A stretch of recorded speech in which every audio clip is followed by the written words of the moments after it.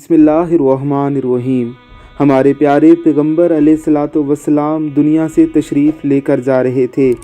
آپ علیہ الصلاۃ والسلام کے لب ہلے، آپ کے کانوں کے قریب کان کیے گئے تو آپ کے مبارک لبوں سے نکلا الصلاۃ الصلاۃ وما ملکت ایمانکم، نماز نماز، یعنی نماز نہ چھوڑنا، جن کو تمہاری ملکیت میں دیا گیا ہے ان کے ساتھ زیادتی نہ کرنا۔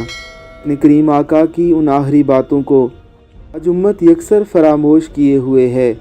100 میں سے 10 آدمی نماز پڑھنے والے ہیں، باقیوں کو تو گویا احساس ہی نہیں نماز ہم پر فرض بھی ہے یا نہیں۔ مسلمان کے تو اوقات ہی تقسیم نمازوں کے وقت کے ساتھ ہوتے ہیں۔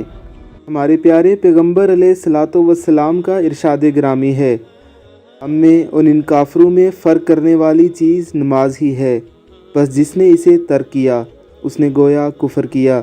اللہ رب العزت کی ذات ہمیں استقامت کے ساتھ نماز قائم کرنے کی توفیق عطا فرمائے، آمین ثم آمین۔